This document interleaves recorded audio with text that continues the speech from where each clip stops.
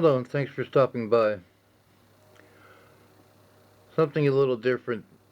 I'm always on the lookout for old wood cabinet radios that's in my price range, which are very few. They're usually priced well out of my range. But I took and found this one on eBay and bought it. Um, it's a 1946 Montgomery Ward's Airline Model 64 BR 1808A. Now, the BR means that it was made for Montgomery Ward by Belmont Radio.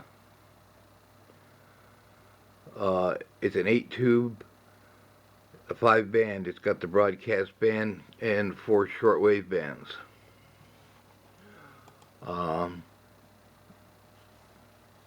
it also has input for a record player.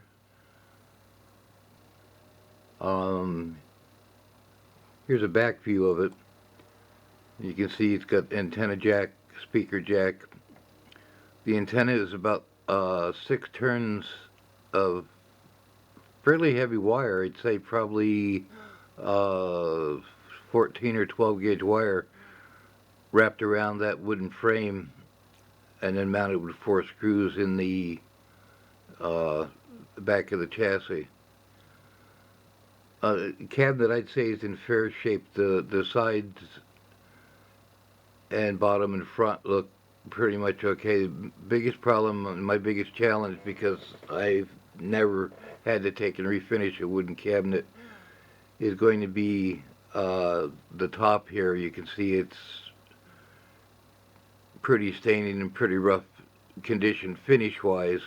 The veneer seems to be totally intact. And then there's one little spot on the bottom front corner there where the finish is wore through. When we get to that, that's going to be fun.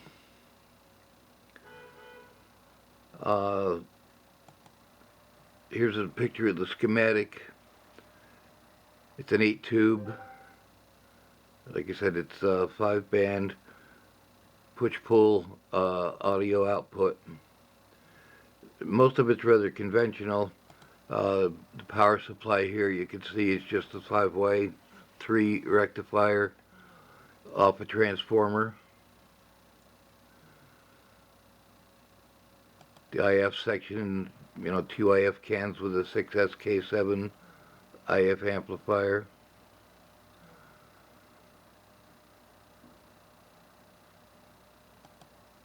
Audio output section has the 6SQ7 detector and first audio, a 6J5 inverter since it's a push-pull,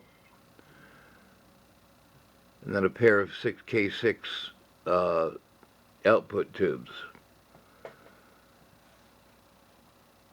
But where this really gets strange is when you look at the tuning section. There is no tuning capacitor in this radio. All the tuning is done with coils. There's 15 coils altogether just in the tuner. There's 5 in the antenna section there, 5 in the RF section, and 5 in the oscillator section. And what they're doing here is when you're in the broadcast band, you're using T1, T6, and T11. When you switch to the shortwave band, the ones that are tuned is T5, T7, and T15. And then the other coils, when you're on the other shortwave bands, are put either in series or in parallel with that particular coil to take and tune the other shortwave bands. Really, really a strange setup. This is going to, I think, be a real challenge to align. You can see there frequency-wise, it's got really narrow, really, odd frequencies for the short wave. 5.96 to 6.19, 9.1 to 10, 11.45 to 12.16, 14.94 to 15.46. The only thing I can think of is when this was made in 1946, that must have been where the popular overseas broadcasts were coming in. And so they took and made it that way, so it was kind of a band spread. You could tune the stations in a little better. It's got an 8-inch speaker with a field coil on it.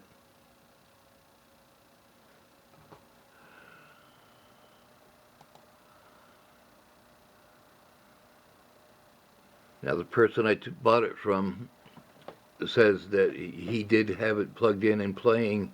It plays fine on the AM band, but he got nothing on the shortwave bands. I took and brought it up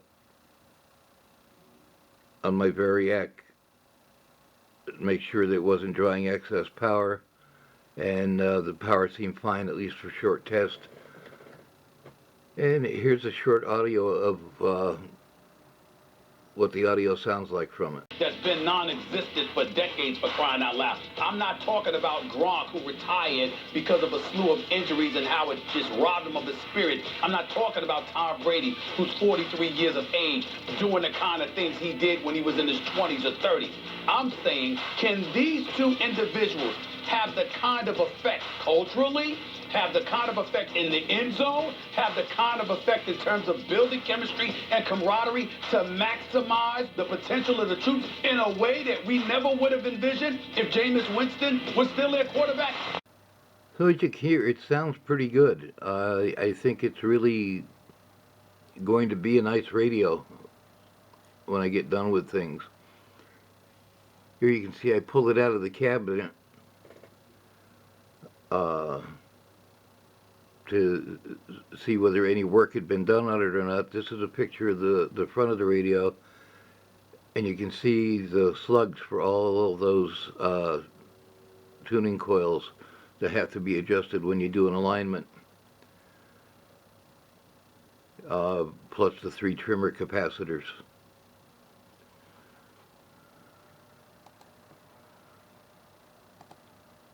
And here's a picture of the bottom of it, and as close, near as I can tell, this radio has no work done to it whatsoever. All the capacitors look original. The filter capacitor looks original and is in the circuit. So I don't think this was touched much. And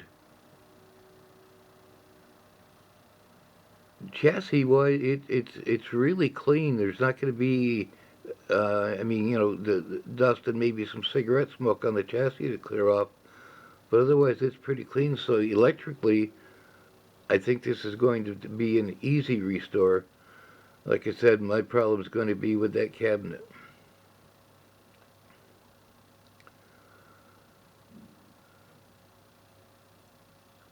That's going to be just about it for this one. Like I said, this was just a short introduction, show you, what I'm going to be working on, and when I start working on it, I'll take and try to bring you along for the ride. Everybody, thanks for stopping by. Hope everybody's safe. Have a good day.